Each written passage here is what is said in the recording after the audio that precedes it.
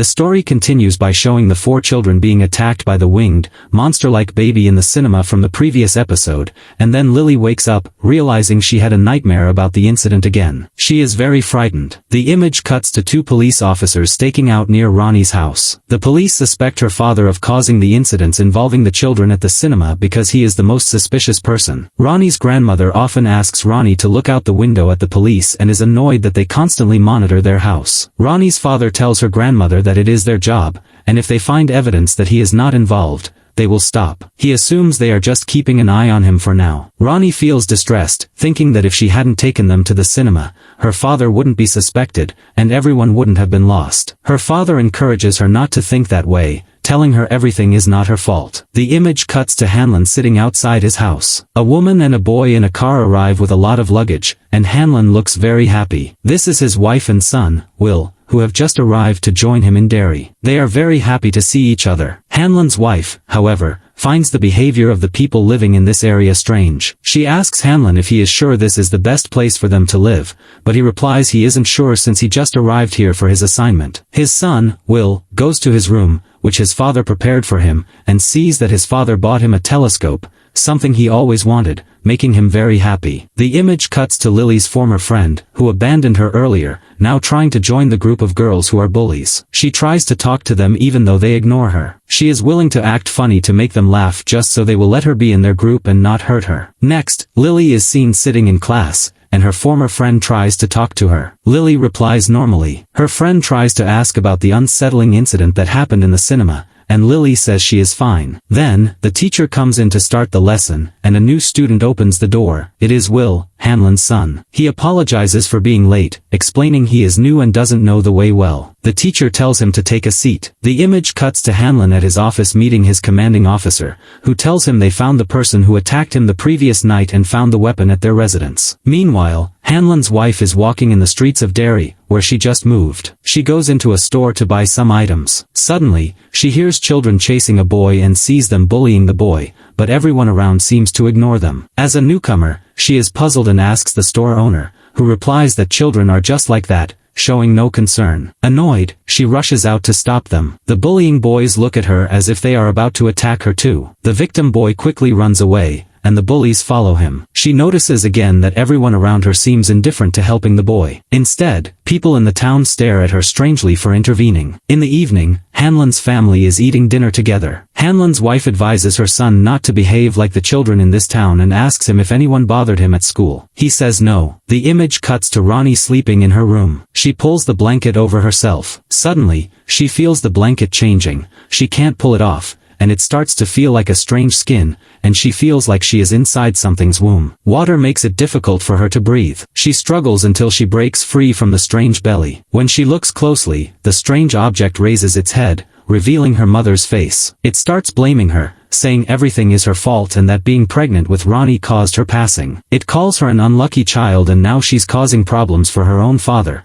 who is being followed by the police everywhere. Her mother's face turns into a terrifying ghost, grabbing her. Ronnie sees herself attached to an umbilical cord, as if she was just born, and her mother tries to pull her back into the womb so she won't bring misfortune to the family. She is terrified and struggles to escape. The ghost-like mother figure stands up and walks menacingly towards her. Ronnie screams until her father opens the door, and everything returns to normal. The image cuts to 3 men drinking at a bar. They appear to be military personnel. A police officer enters the bar and sits down. Soon, 2 men walk in and ask the police officer, "Did you arrest him yet?" The officer asks, "Arrest who?" They say Nero, the man from the cinema, Ronnie's father. The police officer says the case is long and complicated, and he can't just arrest him. The 2 men reply, "Everyone knows he did it to the children in the cinema." The police officer responds that the US has laws requiring evidence to make an arrest, and he can't just go grab him. The 2 men then say a strange phrase, "But this is Derry. You must understand. Are you going to follow our request, or should we wait until the next election and choose a new person to do this?" Then they leave. Afterward, the 3 military men quickly leave the bar, heavily intoxicated. When they reach the camp entrance, the guard checks their IDs before letting them in,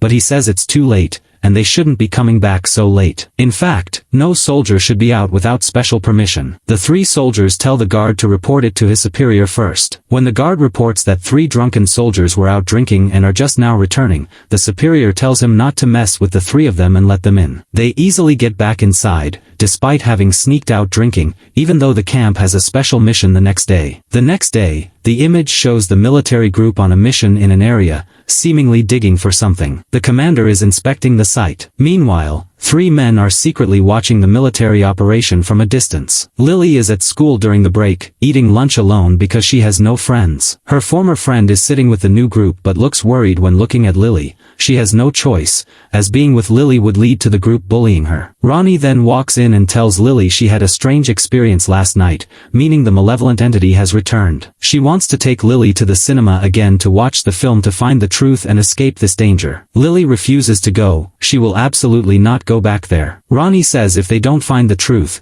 she might be the next victim, and her father will still be accused of the incident. Lily continues to refuse, making Ronnie angry enough to shout, which causes the teacher to walk in and call Ronnie to the office. At the student lockers, a girl is seen stuffing a piece of paper into someone's locker. Will is sitting nearby reading a book. A wealthy boy stands nearby trying to talk to him. Suddenly, the group of pretty bully girls walks past, making the wealthy boy stare at them intensely. After the girls pass, a boy throws something, which turns out to be a smoke bomb. The wealthy boy quickly runs away, but Will, unaware, ends up bumping into a teacher, who is very angry and sends Will to his office as well. The image cuts to Will's mother going to a second-hand goods store. The saleswoman strangely asks her personal information, saying she's never seen her before and asking if she's new to town. Will and Ronnie are now alone in a classroom, as the teacher kept them there for making mistakes. They talk and get to know each other, and Will seems to have a good feeling about Ronnie. At that moment, they see Lily being taken away by the police through the window. At the police station, Lily is sitting and talking with the police chief. He intimidates her, saying they don't think she did it,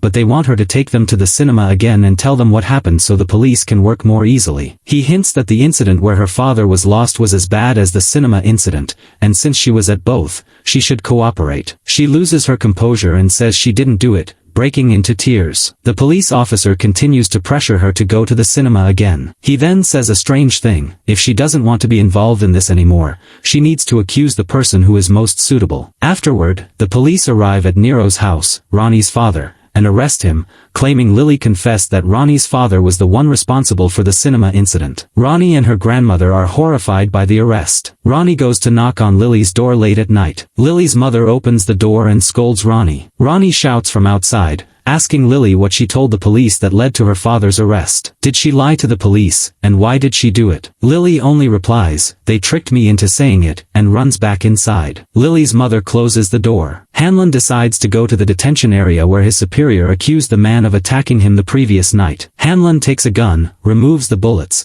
and asks the man to load it and attack him. The man takes the gun and the bullets and handles the weapon as if he has no skill whatsoever. Hanlon is convinced that this person is definitely not the masked attacker, as someone who doesn't even know how to use a gun couldn't be part of that group. He reports this to his superior, who then explains that he knew the man was innocent but did this only to test Hanlon's observational skills. Meanwhile, Lily is shopping at a grocery store. As she pushes her cart, she suddenly feels the atmosphere in the store is strange, and the people inside are staring at her with odd behavior. She feels uneasy. As she continues to walk, she sees people staring at her, some standing behind her with terrifying expressions. Suddenly, she realizes the shelves are surrounding her, and she sees human heads in the glass jars, talking to her in the voice of her father before he passed away. The jars fall and shatter around her, and the pieces of the body parts, which look like her father, start gathering into a terrifying squid-like creature that crawls towards her. She screams in terror until a man wakes her up, and everything returns to normal. Then, Hanlon's superior takes him to a secret research area. He suspects that a group of powerful people in this town is trying to carry out a mysterious plan,